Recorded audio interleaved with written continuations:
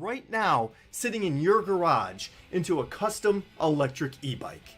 And we believe that mid-drive motor systems are far superior and definitely more advanced than hub motors. Personalizing an electric vehicle to your standards by retrofitting a motor kit to your bike will have better performance than some click and ship from who knows where that you'll end up paying twice as much for. Now, you probably already know how to do this on your own. Hell, it's not rocket science to figure out how to plug a high voltage 56 cell battery pack into a 2000 watt 300 RPM brushless motor strapped to the bottom of your Schwinn. But if you're not sure where to start, we're here to help. You could book a consultation with an expert, Mr. Nerd Out himself. Or save a couple bucks, talk motors and batteries with our in-house light electric vehicle certified technician, Shane.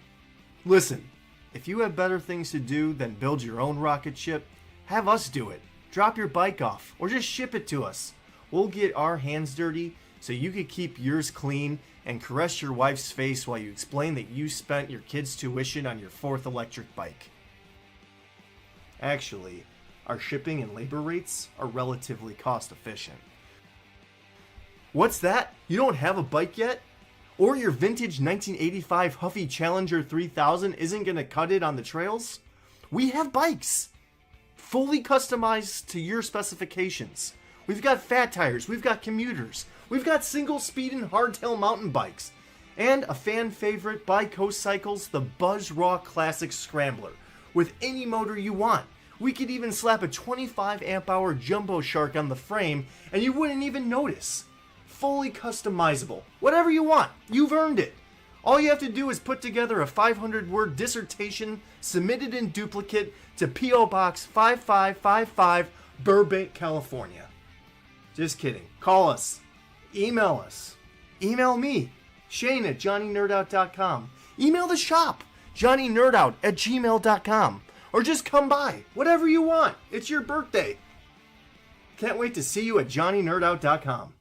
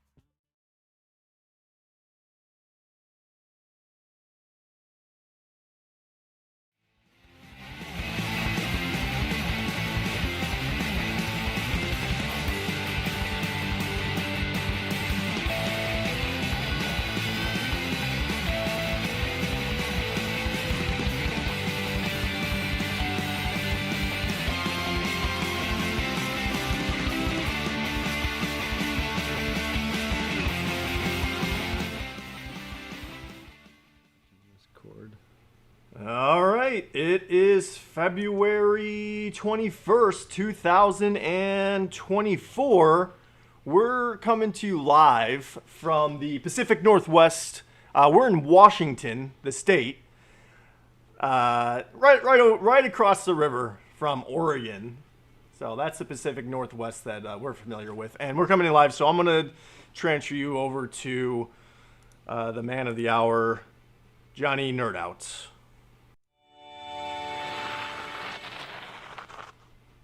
All right, what's going on, everybody? Thanks for joining in.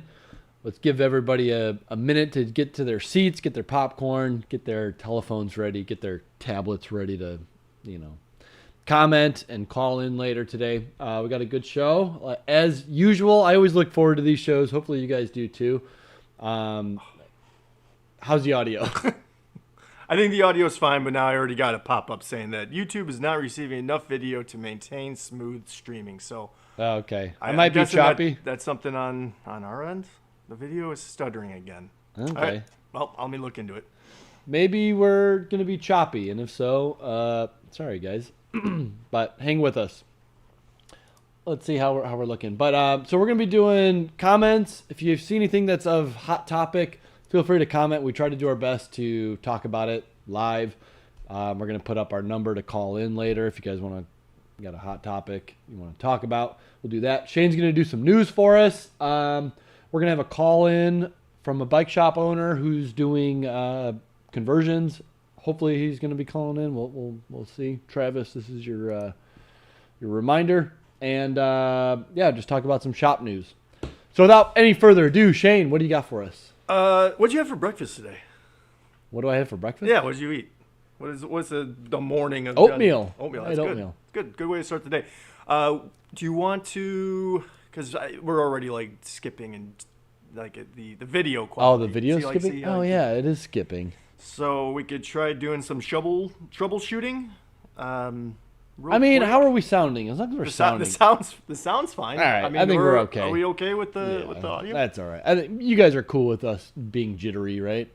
Kind of strobe I guess effect. just every once in a while, make sure that we're actually coming in live. That's the problem that happened last time is we weren't in sync, so we're probably like 5 minutes ahead of the chat. Right on. All right. So Shane, News? without any further ado, Shane, let's right. hit us up with some news. What's going on in the e-bike world?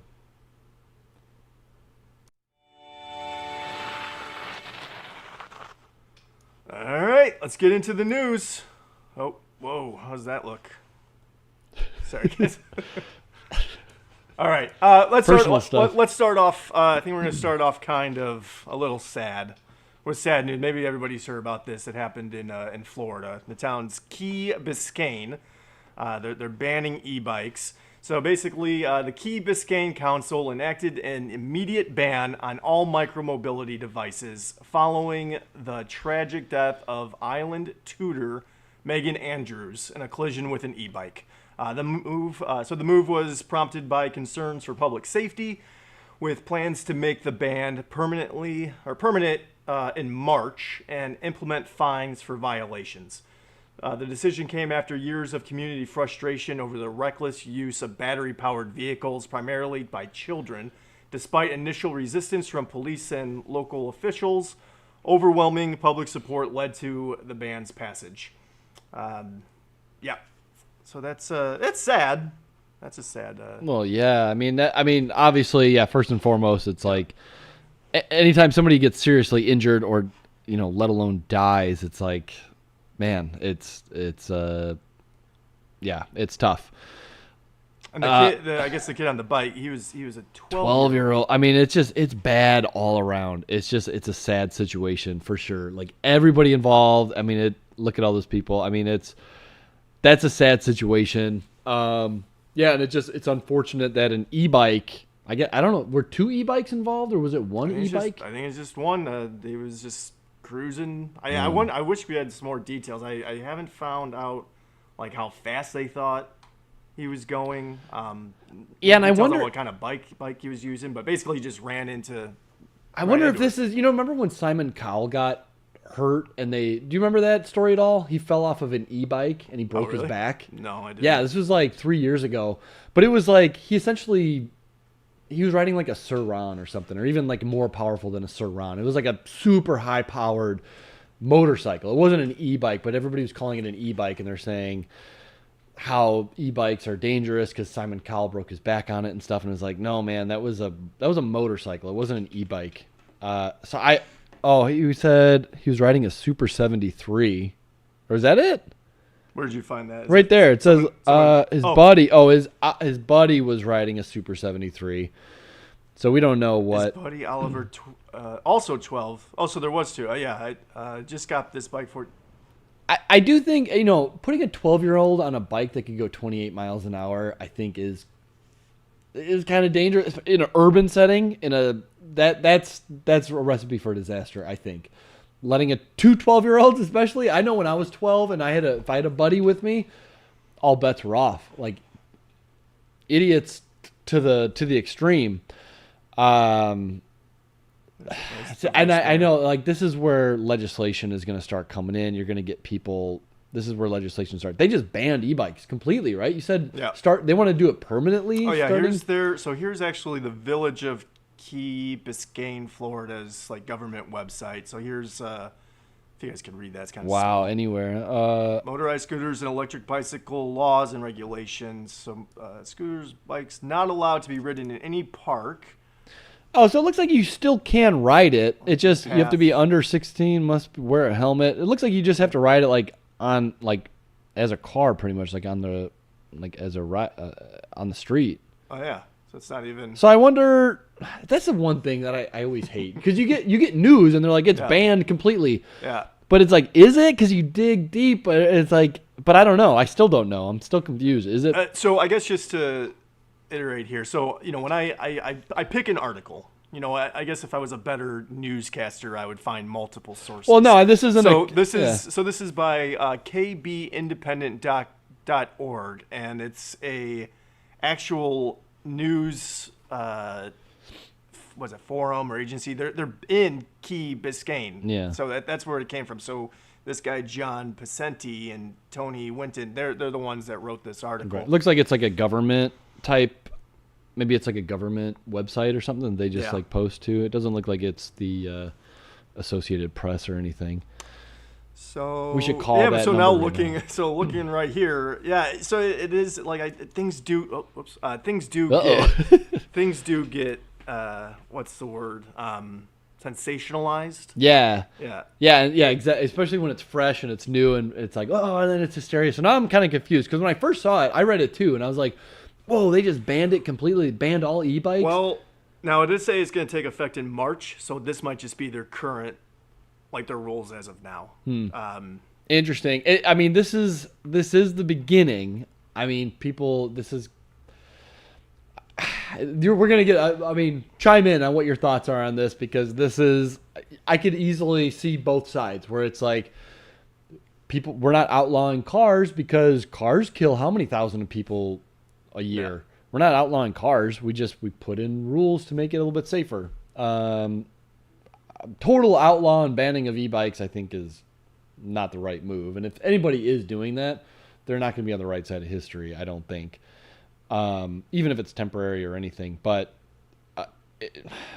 putting in laws, for this is the part where I am like, I could see putting in laws like, hey, under 16, do you have a driver's license?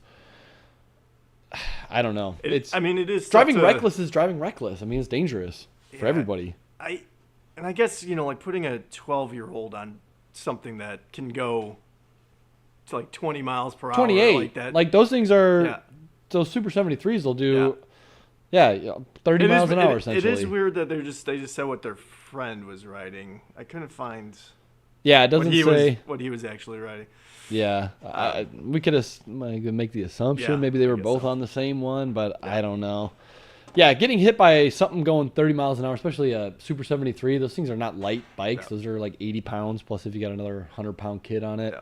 200 pounds hitting you at 30 miles an hour, it's dangerous. Yeah. So I don't know. Yeah, it could be, it's talking about it, it's like, we need to be sympathetic, but at the same time, because part of me is like, imagine if it was a car. Imagine if it was pedestrians crossing the street. If it was a 12-year-old behind the wheel. Yeah. I guess that's why there is those laws in place. Yeah. But if that happened, not only one person would be hurt. At least but I'm trying to find the right words to say it because I don't want to come across as like not empathetic about it. But right, this is it is a very difficult subject to talk about, and you definitely want to be, man. Anywho, it's a bad situation for everybody involved. But everyone just be safe and be we got this new power and regulations are coming out and we need to be careful. Yeah, try to keep your kids safe too. Once you're out of their hands, it's scary to think about. Like when my daughter's going to be of that age, I'm terrified to think about that because I just know how I was when I was that age. So I don't fault anybody, but man, it's just sad. Yep. All right, do you have anything uplifting? Let's get down to something. Yeah. What's yeah. The electric bikes aren't going anywhere. So here's some some business news, market growth. The electric bikes market is experiencing significant growth driven by factors such as increasing fuel costs, government regulations that are favoring eco-friendly transportation, and rising interests in cycling. So basically, the market, and this is something that I'm not a big aficionado, is that the word? Yeah. I'm business terminology and stuff, but I guess there's a few different segments of the e-bike market. So it's segmented by product type, so including, and this is a new word for me, pedelecs, is that? Pedelecs, yeah. Pedelecs, and speed pedelecs. So I guess that's the difference between a bike and a bike with a throttle. I don't know. Throttle on demand, scooters, and motorcycles. Scooters and motorcycles currently hold the largest market share due to their contribution to reducing carbon emissions and noise pollution. The global market was valued at about $40 billion in 2019, and it's projected to reach $118 billion by 2030. And then it's going to have a compound annual growth rate of 10.5% from 2020 to 2030. So that's interesting. So here's some key players in the market, in the e-bike market. Some of these are new to me. Maybe you've heard of them. Accel Group, Derby Cycle, Fujita Bicycle Co., Giant Manufacturing Co., Mahindra and Mahindra Ltd. Have you heard of these guys? Yeah. Yeah. Protocotec, Trek, Yamaha. So those are some, the big. Yeah, big I could see Giant. I mean, Giant. They're the biggest bicycle manufacturer on the world. They make standard bicycles. Some of these like Accel, I've never heard of them, or Accel, Derby, I've never heard of them. Mahindra, they make. They make all types of heavy duty stuff, and I guess they Gen Z. That Gen Z was a big e-bike a couple of years ago, and then they kind of went out. They had actually had a storefront in Portland about 5 years ago, and they went out of business. They were manufacturing e-bikes and scooters, but they were like capped at 28 miles an hour, like a scooter, street legal scooter that can only go 28 miles an hour. It's like, I remember I went to the store and I was talking to them, and I was like, this is really cool. Like, how fast can it go? Like, is it going to be a car alternative? And it was like, well, it taps out at 28. I think it was like maybe 30, and it was just like, well, you can't even take this on any road other than neighborhood. So, but yeah, Prodeco Tech, I've done a conversion of one of their bikes. And Yamaha. Trek, obviously. Some other parts of the market, of course, is about lithium-ion batteries. Funny that they didn't mention Bafang in this. Bafang is probably the number one motor sales of anything. They sell. I think they sell over 1 million a year. It's, to me, I'm surprised that they didn't put Bafang in there. We can take a look at this article Bafang here. sells for DIYs, conversions, and pre-made e-bikes. Like, everybody uses them. This is an article on Newswires, einnews.com, written by Allied Analytic. Yeah, they should have included Bafang on that. Bafang, as most people call it. I say it with my Chicago accent, Bafang. Mm-hmm. But yeah. Anyways, go ahead. Regionally, Asia Pacific leads the market, driven by initiatives prompting environmentally friendly vehicles and infrastructure development. However, regions like North America are expected to witness significant growth due to increasing initiatives from private companies and government. And then mid-drive mechanisms. So there's a whole segment of the e-bike market that is mid-drives, and that's projected to have the highest growth rate between now and 2030. But right now, hub motors currently dominate the market as far as motors go. Nice. Yep. Batteries, more battery news. Latest research. Let's see. This is from InsideEVS.com. I think it's EVs. And EVs. There you go. Some more revived. Basically, some recent research from Stanford Precourt Institute for Energy, led by Dr. Yi Cui. C-U-I. Yi Cui. He reveals that lithium metal batteries, a potential next-gen chemistry for electric vehicles, can reverse degeneration and regain lost capacity. Unlike conventional lithium-ion batteries, which use graphite anodes, lithium metal batteries utilize electroplated lithium anodes, offering higher energy density. However, these batteries degrade rapidly due to detached lithium bits, forming this word, dendrites. Dendrites, yeah. Dendrites, you got that? reducing charge capacity irreversibly. So the research suggests that leaving a discharged lithium metal battery idle for several hours can dissolve the solid electrolyte interface, releasing trapped lithium. Upon recharging, the lithium can reattach, restoring charge capacity. Real-world implications can mean EV drivers adopting new charging habits, potentially leading to longer battery life. Further research is needed to validate these findings. That's pretty cool. That's actually, I mean, that's been one of the biggest crux of the lifespan of lithium is, dendrites essentially is like rust. You got metal that, it's passing through, but dendrites, it essentially is kind of like rust where it stops the ions from flowing through from the cathode to the anode. And if you could find a way to Rust-Oleum that thing and get rid of the rust, that's huge. I mean, you could essentially double the lifespan, triple the lifespan of it, how many charge cycles. And they're saying double per charge, double the capacity, which I don't know. I mean, I guess if it's more efficient, I'd have to do some more research on that or find out what they were meaning by that. But that's really cool. I mean, we're still at the tip of the iceberg of lithium-ion technology and all this stuff. I mean, right now, man, I'm picturing our friend Walter Smith has been sending me some videos on lithium stuff, and I've a lot of it I've known, but there's a really good video he sent me of just like the destructiveness of lithium ion.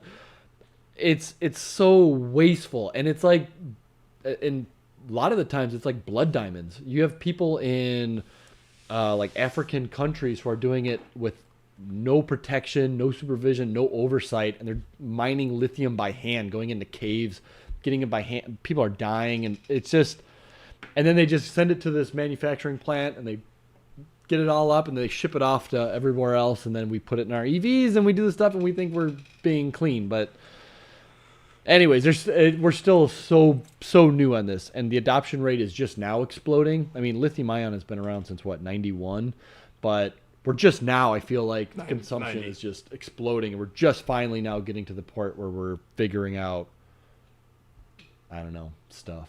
Yeah, we're just figuring it out. Let's have some people chiming in here, and also I put the link to the Discord if you guys want to like post some of your builds, and maybe we could try to scroll through them before the end of the show here. Yeah. Shane, I think, is gonna pull up some stuff. If you're on the Discord, check it out. Shane's going to be pulling up there's some awesome builds. I always get jealous when somebody just emailed me today. They didn't put it on the Discord, but somebody emailed me this Velo cycle that they're building, and I'm like, that thing is awesome. I just love when people build their own stuff. Like, some people's brains are just next level. And I love it. But yeah, even if you're building something cool, you got a cool bike that you did, even if it's your first one, head to our Discord. Check it out. Or you can go to the forum on JohnnyNerdOut, post it up there, and just let people give you a thumbs up or give some suggestions or something. I don't know. It's kind of cool. RC Mike Man says, yo, man, been following since you started your business. You got me into e-bikes. Sweet. He's getting a 72 volt soon and getting the Gen 4 from... Oh, yeah, we do. Oh, yeah. I wanted to talk about that. We got the Gen 4s in today. They just arrived. So we got a small amount of Gen 4s in. And the photons are coming behind. We probably still have a couple of weeks before this new photons come out. Really quick, I know I talk about it forever, but the photons were having some issues. I didn't carry them for about 8 months, and then CYC just came out with a statement like last week, and so then I ordered some more. So I will be carrying some more photons. So if you're interested in carrying the photons, I got the new batch coming in. So photons are making a comeback, huh? Yeah. I'm excited. I love the photon. I want it to be awesome. I think we've talked about it every week. We want the photon to be good. And Shane is going to be trying to eat a new menu item live this week. It's a banana. Next week, well, I don't know. I just be a reminder to get your potassium. Get your potassium. Get all your fruits and veggies. Yeah. Why don't just talk about it? Be about it. And that's what Shane's doing. Mm-hmm. I think next week he might have a plate of pasta. We don't know. Michael Sprenzelis, doesn't micro mobility include stuff like wheelchair scooters? Yeah, technically, yeah. Micro mobility is just like small, like things less than a car, essentially. So yeah, I mean, definitely. Luke Walker says he wouldn't live in that town in Florida. There's no way. No way. Didn't pay him. You could be a change. You could be the change there. Educate people. Yeah. You know. Okay, a couple other things I want to talk about, and then hopefully Travis is going to be calling in. I told him to call in around 6:30. Who's Travis? He runs a shop. He runs a bike shop. Yeah. And he embraces e-bike conversions. Nice. And so he's one of the Looking good forward to ones. talking to him. Let me see. We've emailed before. Yeah. Do you want to hear more from chat here? Yeah, keep going. Okay. Yeah, keep going. I got a couple of things I want to talk about too. Oh, Here, you want to go? Here, you go. yeah, ahead. go ahead. No, you go. You go. No, you go. This is awkward. All right, really quick. I want to give the Bafang M635 update really quick. This morning, finally, last night at like 10 p.m., I got the new software update. So this morning, I downloaded it and everything and uploaded it to the new motor. Took it for a spin. It's kind of the same problem. It's just kind of like an on-off switch. But then I was playing around with it. I went to pedal assist 5, and the torque sensor was kind of working. So I'm like, all right. So the engineers are kind of like working with the ratios they say on how it should be. Pedal assist 5, the torque sensing it feels like it's there, like it's actually working. So I'm very hopeful that very soon I'm gonna get a software that's gonna work perfectly. So yeah, but right now, still it's like one step forward incrementally. It's like half a step forward, but I need to go 10 more steps. So M635 still not available for sale just yet, but hopefully soon. As soon as we get the software up to date, we're getting closer. Pedal assist 5, torque sensing was okay-ish, but yeah. All right, what else is going on in the? Hold on, I wasn't listening. What can you sum it up? So we're still Bafang just it's the same story. Nothing's changed. Same story. We made there's a little bit of difference though. In the highest pedal assist setting, it feels better. It feels like there's torque sensing. So is that something that you figured out on your own, or did somebody get back to you? This is me asking them to make a new program. They're making changes, and then they're emailing me the program, and then I have to download it, upgrade the controller. And it's not like the BBS HD or BBS02 where you can kind of easily do it. I have to use a specialty programmer tool. How many of these motors are out there right now that people are trying to? I don't know. I mean, I think you can only buy them directly from China right now. I don't know any like vendors in America that are selling them. Okay. I don't know. I might be the only vendor in America that physically has them, but I'm not releasing them. I'm keeping them to myself. I'm the only one. But no, as soon as they're fit for human consumption, I'm going to release them. All right. Well, I'm all caught up. All right. Yeah, eating that banana, really. You focus on that thing, man. Even bananas. Oh yeah. I'm worried to see what you're going to do with that pasta, man. You're going to be checked out. Okay. All right. Anything else in? Oh, can you have the phone ready just in case Hopefully Travis doesn't have a hot date tonight and forgot about our call. But can you make the phone so that it's? Well, yeah, but how do we know? I gave him the phone number. Yeah, but I mean, we don't want everybody blowing up the line at the same time. That's true. Well, but nobody has the number yet, do they? Oh, yeah. Hold on. I guess it's posted. Let me hide it. Don't look at that. It's fine. We're gonna have. Yeah. Don't worry. We'll get Travis on here. Sorry, I've got a pretty bad cough. So yeah, Travis, if you're out watching, you can just pretty much call in whenever you want. Otherwise, let's see what other comments we have. You said that the Photon isn't a 40 amp motor. How's the Photon at 52 volts and below 40 amps? Great. It's that's where it belongs. I think it belongs as a 25 amp motor, I would say. It belongs under 170 degrees, but you could ride a 500 watt motor improperly and you could burn up a 500 watt motor. I could burn out a BBS HD. I mean, it would take a lot of time, but I could burn that out even using just 500 watts. You just use the incorrect gear and just hit full throttle and go up a super steep hill. You'll burn that out. I mean, you can do damage on anything, but I feel like the Photon was just a little easily more easily susceptible to burnout just because of the way it's designed. I mean, it's lightweight. I don't know. It's a little bit delicate, but it's state of the art and it's a great motor. But Patrick Kelly's got a cool idea.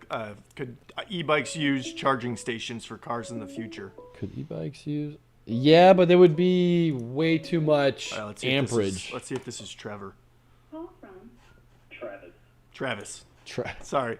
To accept, Sorry, press 1. To send a voicemail, That banana's press got your 2. brains all scrambled, man. You need to. You're online with JohnnyNerdOut. Hey, Travis. Hey, what's up, man? Travis. Hopefully I'm where you guys needed me. The stream was kind of lagging a little, so I was like, just get it going now. Yeah, you're good. I realize now that there is a lag because whenever we end the show, we'll go up and we'll look at YouTube and it's still going by like 5 minutes. But yeah, no, you're good. This is perfect. So thanks for calling in. Yeah, really quick. Thank you for having me. I really appreciate it.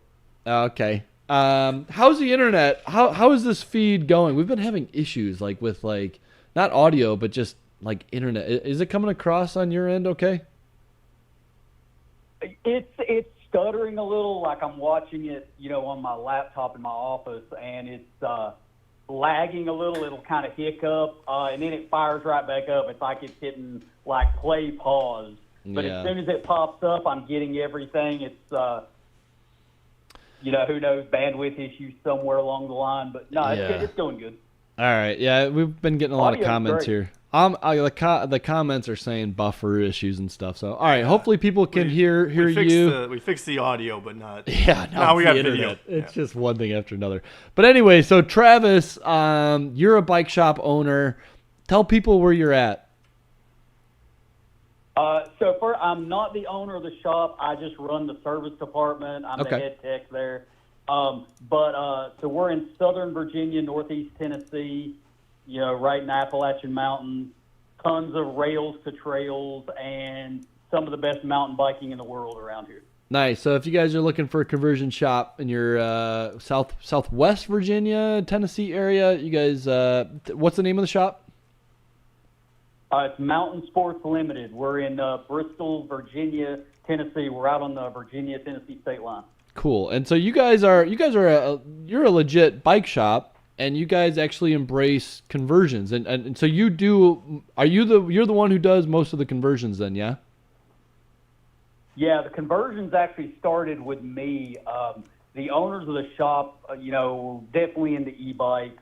I came into it from the hyper scooter, golf cart kind of side of it. Been a bike tech since 1998. Kind of got interested in conversions. Did my own as a trial run, learn as you go, and people started getting interested in it around my bike, and started doing some conversions. I'm actually the only guy in my town that will work on electric bikes. Oh yeah, I don't doubt that at all. I mean, I'm sure you might be the only one within 500 miles, if not more. I feel like very few people will work on. Do you work on if someone brings you a rad power? Do you work on that? Do you work on the pre-made stuff? I do to a point. Yeah. If it gets down to really hardcore electrical issues, most people aren't going to be willing to pay me the diagnostic time to track down some oddball issue. Exactly. But I have handled some warranty stuff with electric, with rad power, quiet cat. My customer doesn't want to deal with it. I'm like, hey, I can try to handle the warranty process for you, deal with the company. I've had to replace a couple motors. I've had to replace a couple controllers. Electric, they look like they have brakes on them, but they don't. Having a lot of and I do a lot of upgrades to the pre-made bike, especially brake upgrades. Oh, I'm sure you could. Yeah, that's one thing. You gotta, it's a race. I don't want to say it's a race to the bottom, but it's definitely a price is huge thing for a lot of these pre-made bikes. And if Rad Power's got a similar bike for $11.99, electric has got to be let's do one for $10.99, and you got to cut costs somewhere. And the brakes. That's the one thing that you really don't want to cheap out on. But yeah, I'm sure you stay busy just upgrading that stuff. I was asking you about that because I know here at the shop, and I've gone back and forth all the time between whether or not I'll work on a lot of pre-made e-bikes. And lately, I've just been like, it's too much of a headache. The bikes end up just sitting in my shop for weeks at a time while I'm waiting for parts from these manufacturers because, controller, I can't just pull one off the shelf. I got to order it from them. Hopefully they get it to me quick, and then hopefully that's the right part. So I don't know if you had that same experience or not, but I'm very hesitant when I want to work on pre-made e-bikes. Well, I definitely fight that. I mean, I'm a pretty big shop, but I've only got a limited amount of space because I've got all my new bikes in boxes stored. I'm a full-line Giant dealer. I'm a Surly and Salsa dealer. Nice. So I've got, I come from a Trek background, so I'm probably one of the only Bosch certified guys within 100 miles of me. I deal 1,000 miles. I'd say 1,000. Yeah, I think you're selling yourself short, but yeah. But yeah, it's I do run into that, and I've had to turn some people away. I've had some $900 e-bikes roll in, and I'm like, no offense. I've sat some of the Amazon special. I'm like, no offense. I don't want anything to do with it. I don't want that battery in my shop. Exactly. Most batteries, I'm not too concerned about if it's a quality pre-made bike. When I see an $800 e-bike come in that's just janky as can be, I'm like, no offense, but you're going to pay me more than that bike is worth to fix it. Yeah. And unfortunately, I hate to be like that, but some of them, it's the I don't want to do it price. Absolutely. And I mean, and this is what I really wanted. I feel like I talk about it all the time, and I really feel validated hearing somebody else say this. And I'd love to have more bike shops, chime in too. And just, so it's not just me saying this. We do feel bad. I mean, I think when you're a bike mechanic, when you get in the bike industry, like, I feel like it's a special perk. Like, you want to help people. I feel like if you're in the bike industry, you want to help people. You really do. And you don't want to turn people away. It's more of like man, I'm really sorry. And you don't want to like insult them of being like, I mean, a $900 bike, that's an expensive bike, but it's not a good bike. It's a $900 like poorly made bike, unfortunately. And you don't want to tell them that, they spent $900 on a bike that, is dangerous or you're not going to get support for. But so I'm curious. I'm curious what your experience has been with conversions. Do you convert the bikes that you carry at the shop, or do you do them when they bring in? So we sell a ton of e-bikes. We're a Giant dealer. Yeah. So I sell a ton of Giant. We just dropped Specialized because market drama. Tons of dealers are running away from Specialized, but that's a story for another day. Okay. But I will do a conversion if someone wants. Unfortunately, I'm kind of at that price point right now where if someone walked in and bought a decent mountain bike, and then wanted to convert it, for a few bucks more, they can buy that pre-made. And a lot of times they're going to step up and buy the Yamaha Giant, mountain bike, instead of paying all that. But I've had a lot of people find out I do conversions, and they bought a kit online. They realized, oh crap, I'm in over my head. I don't exactly know what to do. And, a lot of videos, unfortunately, online show, it's so easy to take this bottom bracket out that I took out 13 times, and they bring their bike in. I'm like, oh yeah, where's that 4-foot cheater bar? Yeah, exactly. Actually, I just did a Gen 3 Pro for a guy for his fat bike. And me and him got to kind of bonding over that because I'm talking about that because, like, at the end of the day, I'm a bike nerd, and I'm like, yeah, man, I've literally sitting right behind me is my Surly ice cream truck that I'm building to go. I'm actually trying to figure out what motor I need to order from you to actually put the Gen 4 Pro on this thing because, fat bikes. Just got them in. Just got them in today. I think I've got. I think I only got one of the 120 mils on there. So if you are interested in the 120, I've got to look. I've got to do some chain line measurements and stuff because my bottom bracket's 100, but I might need 120 to clear the chain stays. But I got to do I got to get on and pull some of the diagrams off the CYC site, do some creative measuring. But I just actually finished earlier today putting the brakes on and finishing up building the front wheel for it. Sweet. Yeah. Oh, that's awesome. Really quick, just say your name, say your shop name again, and let people know where you're at. It's Mountain Sports. It's MTN Sports Limited, and we are in Bristol, Virginia. Cool, man. Well, hey, thanks, Travis, for calling in and giving your perspective. Maybe we could chat again soon sometime. Anytime, man. Hey, quick plug.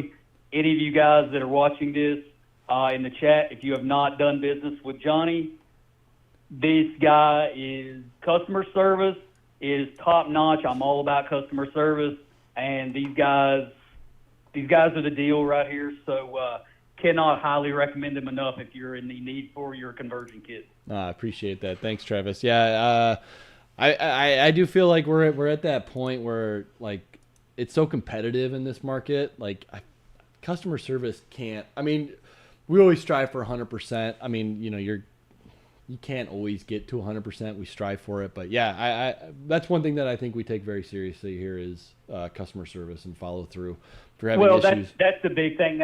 That's one of the reasons I'm kind of a CYC fanboy is, they've got their problems. They've got some stuff that breaks. I mean, I'm currently waiting on a part right now.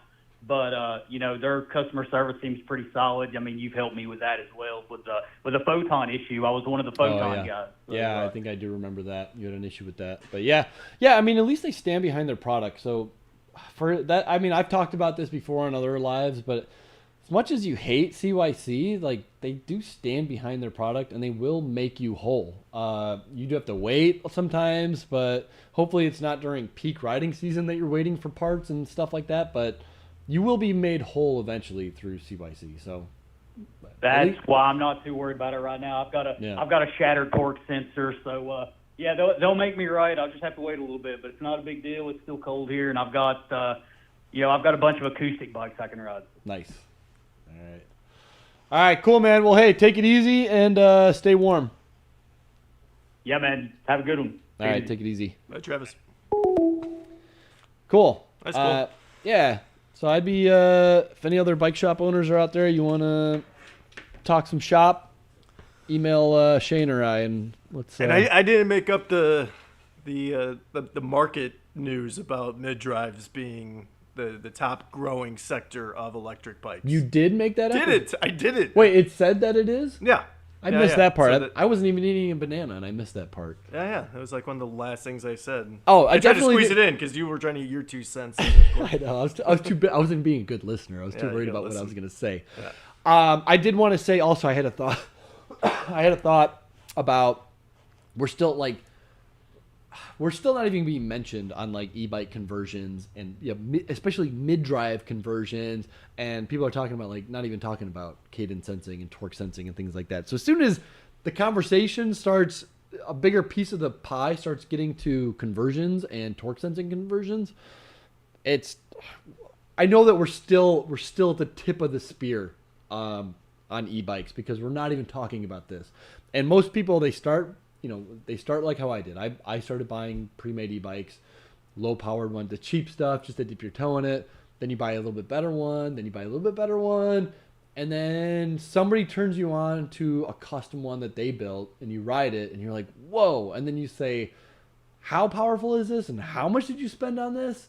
And you built this yourself? And it kind of clicks to some people, and you're like, and it's super easy that you could program. It's custom. It opens it up, and then all of a sudden, if you're an e-bike fan, you get into the conversion is the last part that goes. So yeah, what were you saying? I wasn't saying. I was just talking about bananas. Let's see. So I'm just catching up with chat here. Al wants to know if anyone's ordered a BBS HD off of AliExpress. Have you? You've done it before, right? A motor off of AliExpress? Yeah. Yeah, I have. Back at, like when I was first starting, I've ordered off of AliExpress. I've ordered batteries off of AliExpress. I've made videos on it because a lot of people. AliExpress is It's like there's Amazon, there's eBay, and then or I don't know, however you want to say, Amazon and eBay, and then there's AliExpress. AliExpress has like the least amount of protection. So I remember I bought batteries from there, and it's Samsung batteries, and I got them. I opened them up, took the case apart, looked at the cells. They were not Samsung cells, and I called them out. I was like, dude, I spent like $400 a piece on these batteries, and they're not. And they're like, oh, well, we'll offer you $30 for the. I'm like, no, I don't want these batteries. I don't want cheap batteries here. I ordered Samsung. I wanted Samsung. Just send me a label so I can send this back. And they're like, no, we can't do that because the shipping is gonna be like $150. And I was like, and it ended up going back and forth. I escalated it, and I got screwed out of it. And I made a cautionary video about that. So proceed with caution. If you're going to be ordering even on Amazon, I did a call with somebody today. It was like, I'm ordering on Amazon. You don't know what you're going to get in the box. You don't know if you're going to get an install tool, if you're going to get the right chain ring, if you're going to get a chain ring, if you're going to get what. And then after sales service, Jeff Bezos does not answer the call. Nobody answers their call at Amazon.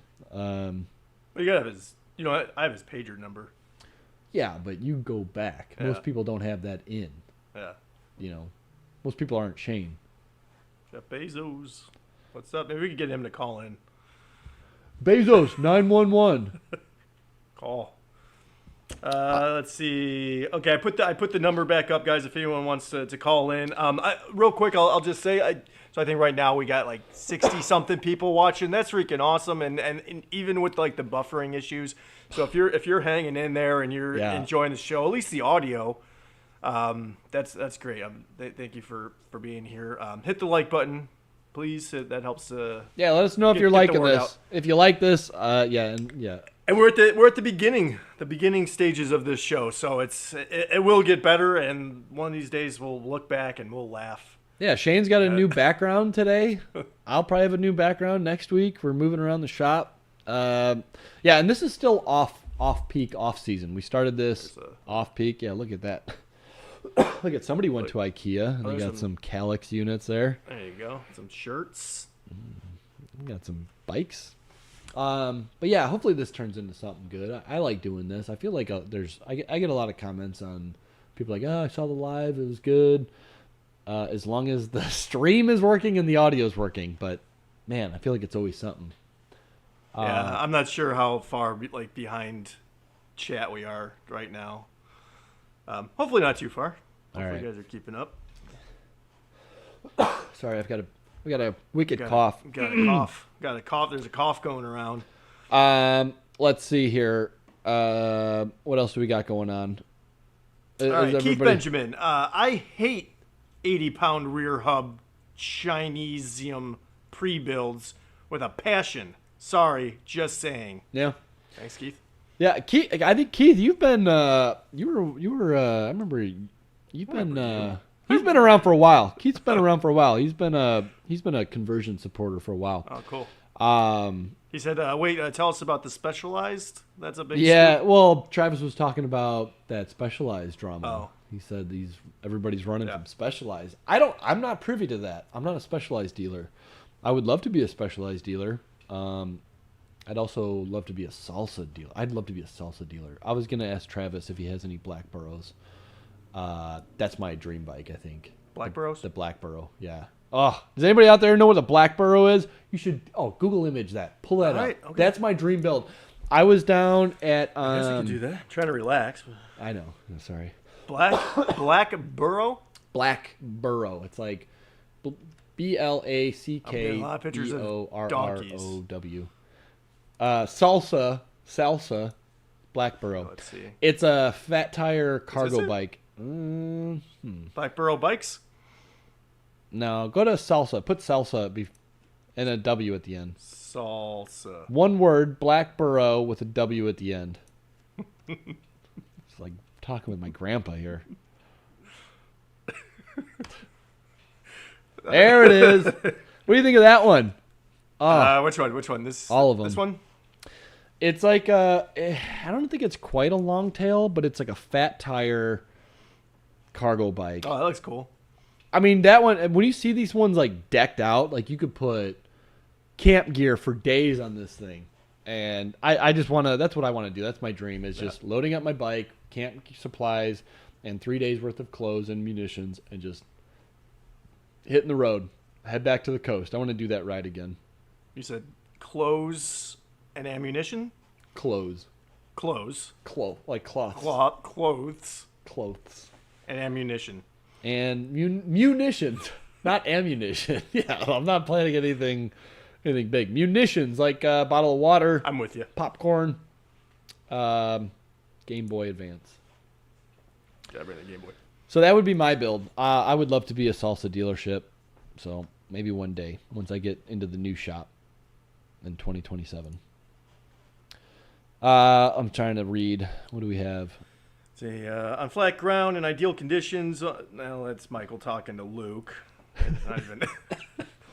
I know we get a lot of side conversations well, here. Luke does say all CYCs do is break. LOL. That's all right.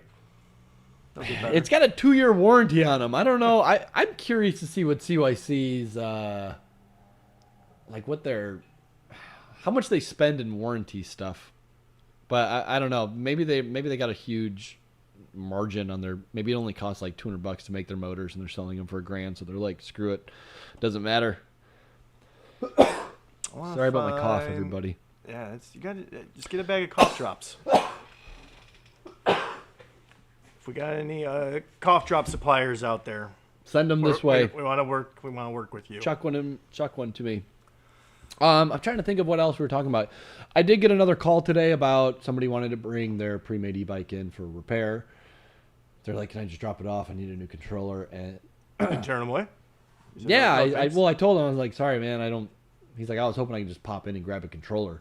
I got this Free Sky bike or something like that." And I'm like, "Good luck, man." Like, that's the thing. I want to just drive home. And this is why I know my job is not done here, because people want to buy these $600, $700, $800, $900 e-bikes thinking that they're just going to be able to repair it whenever they want and easily and cheaply. And not the case.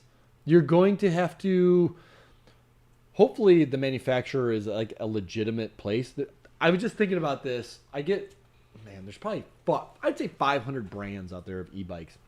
It's probably like the same bike, but 500 brands. It's just somebody who gets like, their dad gives them $15,000 to start up a business, and they're like, well, e-bikes are big. So they start up this thing.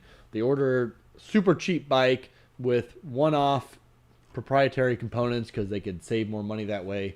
And then, hey, after a year, they didn't really make as much money as they thought. The business goes out of business.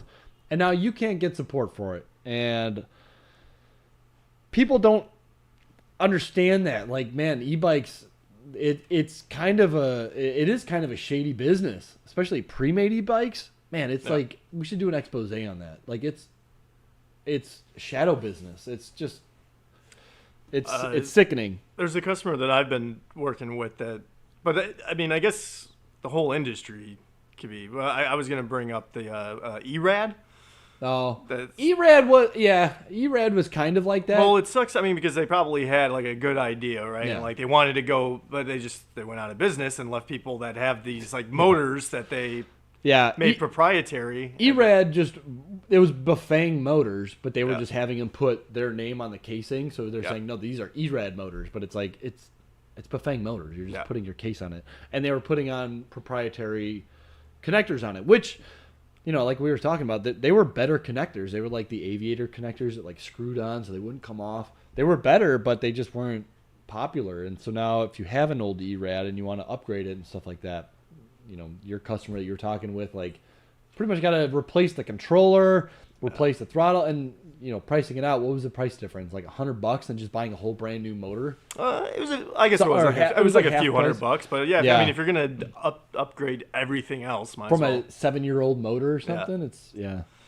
Quantum FX says, I like the mid drives, but can't get my wife to shift the darn thing. I know. She's better off with a sad hub drive. Yeah. Yeah, a lot of, and that's the thing. It's like for each their own, though. I mean, if you're not somebody who's like on it for shifting and you're not care about it, definitely get a hub motor. And don't try to force somebody to get a mid-drive. I've learned that mistake time and time again. Don't force somebody on a mid-drive that they shouldn't be. Like, some people they're much happier on a hub motor. They're not going to appreciate the mid-drive's, benefits of the power and everything like that. They just want something that just easy, and they just want to get on there to enjoy it. And it's like, and there's something to be said for that. It's nothing wrong with it. Did we talk about the 2.7s today? No, we didn't. Nothing? Any? So we got some questions. James is wondering. Yeah, I saw that. Any displays? Yeah, we got a lot of displays coming. There's a bunch coming down. Yeah. There's like too many. I think we got 8 or 9 coming. Hopefully in the next couple of weeks here. Right now we only have the T24 color display, but we've got probably 8 or 9 more displays coming with different Bluetooth options. We're going to have the T24 with Bluetooth option. We're going to have a lot of different. Actually, we're going to get the EKD01 display for Bafang as well. So we're going to have more Bafang displays. You want to take a call? Yeah, let's do a call. Call from Dennis Whitlock. to accept. Press. Hey, Dennis, you're live with JohnnyNerdOut. Hey, Johnny. First of all, kudos. I was, a couple of years ago, I'm an old guy. I was looking to get into e-bikes, so naturally I'm looking at electric and, whatnot. And somehow, have no clue, I stumbled onto your channel. And I'm a lifelong DIYer. And immediately I said, I got to do this. So I'm now on my 4th electric bike. Nice. And my first 3 were, as you recommend, hardtail mountain bikes. Did a giant step through for my wife. Then I did an old Cannondale, an aluminum frame that I'd had forever with a BBS HD. And then I did an old Specialized, like a 35-year-old Specialized for my son. But then I started getting interested in cargo bikes, and I will get to the question. I was intrigued by Tern. I wasn't terribly thrilled with the $7,000 price tag. I liked the fact you could stand them up on end. So make a long story short, I had a small frame hardtail mountain bike, and I cut it, and I stretched it basically about a foot. I altered the geometry because I have a 20-inch tire on the rear and a 26 on the front because I want to haul 2 of my grandkids around on the thing. Got a BBS HD, switched it over to, all my bikes have the Shimano hydraulic disc brakes on them and so forth. Here's my question. All my other 3 bikes, I used a 7-speed Shimano derailleur set. On this one, I wanted to play around with it. So because I wanted to be able to handle the torque of the HD, I went and I got not the Enviola, but a New Vinci 171. Oh yeah, I knew could handle the torque. Yeah, and I built up the wheel. Yeah, yeah, it's cool. It'll handle it. Yeah. So and I'm in the final stages. I really, I've welded this thing together, but on this one. I'm a lousy welder, but I'm a great grinder, and I know how to use body filler, so it actually looks pretty good. It's painted nice with pinstriping, green and gold, blah, blah, blah. Nice. Here's my question. On all my other bikes, I love the fact that with the Bafang motors, you can program them. Yeah. What are your thoughts, and how would you recommend you program a CVT? I would do it with a slow ramp up. Like a slow voltage, the slow start current. You want to have it so that it's going to be a slow power build. I think that's talking like for power 1 or 2, just really 10%. All of them. I would do it for all of them. Like you don't want to boom. You don't want that thing to clang ever. Because those little paws and stuff in there, that'll just. The N171 is probably the strongest outside of the roll-off, but it's nothing is bulletproof. But I would have it so it has a really slow ramp up power. And I forget off the top of my head. I have my program sheet that I always go off of, but there's like the startup voltage percentage. And check out the programmer's guide to hacking. Have you read that? Have you gone to that website? No, I'm not even aware of it. Just Google Bafang Hacker's Guide. It'll probably be the first one. Okay. It's on like e-bike forum or something like that. And this guy Carl, he broke it down to every parameter, what it does, why it's important for it, and everything like that. So definitely go check that out. And I've got a link to that that forum on my Program Cable product page too. So if you're if you're not following what I'm saying or whatever. I'll check. Well, it was interesting because I was at a bike shop. I was having to buy, short custom spokes for this thing because I built the wheel, and it's a little guy. And they, the prices, they've got road bikes that are $13,000, and the cheapest electrics got all hub were, $3,000. But they had a Gazelle. It was a mid-drive. And I was talking to the guy. He said, if you want to take a ride, go ahead and do it, because it had an Enviola. I think it was a 380 on it. But, of course, it's only either 250 or 350 watts. Yeah. And it was nice, but I'm going, this thing is like $4,500. Yeah. And I've got 3 times the power. I've got much more utility. On this one, I've got $800 in it. Now, admittedly, I've got a really good battery, and I set it up so that I can share the battery between my Cannondale and this one. Although on this one, I can either carry a big 14-gallon tub, I can carry my grandkids, or I've got a battery box, so eventually I'll buy your stuff, and I do buy from you. I could actually hook it up to run 2 more. And all that to say, I'm so delighted I came across it. I watched all the videos. When it comes to e-bikes, you changed my life. And for an old guy who likes to tinker and build stuff, it's a hoot, man. So thank you. Yeah, absolutely. Dude, I love, if you ever want to just email JohnnyNerdOut at gmail.com, I'd love to see those pictures, or even better yet, go to the Discord and post those pictures. I love it when people are fabricating stuff, and so it sounds like you're able to weld aluminum pretty well. I mean, decent enough so that it didn't break on you first ride out. On the Cannondale, that was the one thing I didn't know how to do. I'd done some stick welding, and I use a flux core on Steely. Okay. But on my Cannondale, what I ended up doing was I bought a used RockShox front end, that was all set up so I could, mount my hydraulic brake. And then I used a chaser on the rear end, and I was able to then mount a disc brake. So on my aluminum, I didn't do any welding whatsoever. In fact, I welded caps and all that stuff on the Steelies, to be able to fabricate and mount up my hydraulic disc brakes. Well, that's definitely not for the faint of heart. It's not for the faint of heart. I mean, people are always like, I want to upgrade my brakes. I got rim brakes. I'm just gonna put some disc brakes on. I'm like, can you weld? Can you put the caliper tabs on there? Or they're like, what? What do you mean? I can't just put them on? I'm like, no. Like, there's a lot to do. So, congratulations, man. That's awesome. Well, good on you. What's the line? Grinding and paint helps the welder I ain't. Yeah, so I was gonna say a lot of paint. A good paint job will cover up any mistakes you have or any grossness. But I will go in and I'll post some pictures. I'm pleased with the way it's turning out. Awesome. So, but again, thanks for the inspiration, and I look forward to following you for a long time. Awesome, man. Well, hey, thanks, man. Appreciate that. Bye. All right, cool. I think we are. Maybe we have time for one more. We're about at time, so I don't know. So I guess it's real quick, just so you guys know while you're watching that you're probably about 10 to 15 minutes behind us. Yeah. So I think people are trying to call in from 10 minutes ago. Yeah. So it sorry, sucks. Guys. We're gonna work on getting this fixed by next week. I think it could be an internet problem. Maybe I just gotta pony up and get something other than.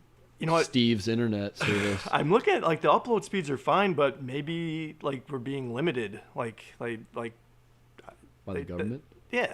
No, I don't know. Whoever. I think it's the Russians. Whoever it is, it might be the Russians. Yeah. So, anyways, thanks for watching. I do want to just pull up our Discord because we did get some people. Oh yeah. Posted it so we can look at some pictures real quick. Yeah. And so sorry that. Whatever calls, because we did have some missed calls. I did see that. Yeah. Sorry, we can't get to everyone all the time, but that's awesome that we, call. We're trying to do this every Wednesday at 6:30. I'm sorry, 6. Why do I keep thinking 6:30? People are going to be coming in 6 half hour p.m. late. every Wednesday, 6 p.m. Pacific Standard Time. Yeah. That is 9 o'clock Eastern. Yeah. Night owl stuff. 8 o'clock Central, 7 o'clock Mountain Time. That's very good. Thank you, dude. I've been working on my accounting. Your geography. Yeah. All right. So here we got a Edge Runner with a Holland Collin cargo fork. Oh, that's cool. Oh, it's got a 2.7 on it too. So we need to see more. Yeah. Some more 2.7s. Nice. That looks pretty fun. That Yeah, the terrain looks fun too. I want people to be, because I've sold a decent amount of 2.7 motors now, and I actually sold out of the 500 watt motors. I got more coming. When you say 500, it's 750, right? So it's So 500. there's 500 and watt, 750. 750, and 1,000 watt. There's 3 motors. 3 motors, yeah. It was confusing for me too. I just found that out. I thought it was just 500 and 1,000. We only have 2 listed on the. I know. I gotta update that. As soon as I get the 750 watts, I'll get them. So just to clarify, there's 2 motors, 3 settings. The 750 watt, I believe, is the 1,000 watt motor. It's just firmware set to 750. So I don't anticipate that being a huge seller. It's kind of like the BBS02. You can get them in 500 watt, 300 watt, 350, or 250 watt for different markets. It's the same exact physical motor. And so people are like, I just want 500 watts. I'm like, get the 750 and then just dial it down. Just make it a 500 watt. Can you do that with the 2.7s? I'm sure, yeah. You could. Those things are infinitely programmable. Let's So see what's next. Here we got malt licky carbon fiber BBS02 1300 watts max saddle battery from Johnny. sweet. Look at that. Nice. It folds. Yeah, like it. That looks like Looks a good good. folder. That's fun.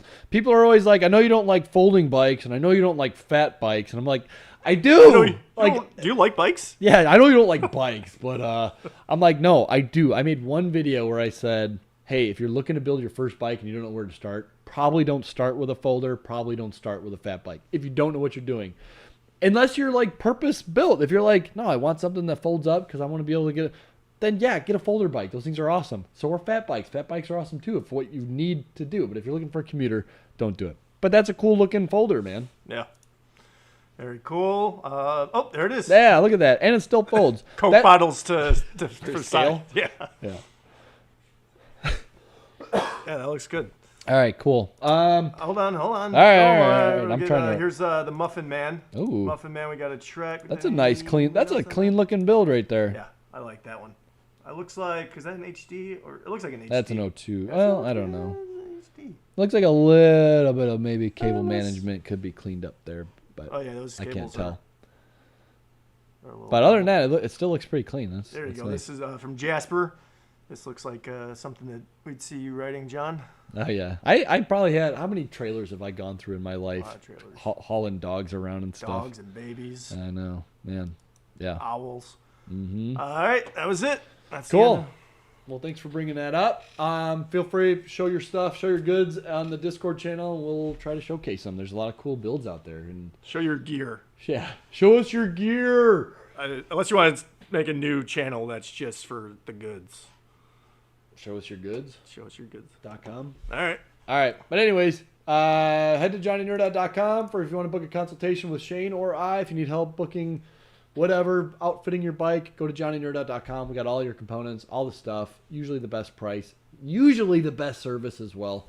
So... Hold on. And also, if you're a bike shop and want to convert bikes, oh, yeah. start converting. It's the future. You know, that's where the money's at. You guys need to make some money out Yeah, there. and head to JohnnyNerdOut.com. Yeah.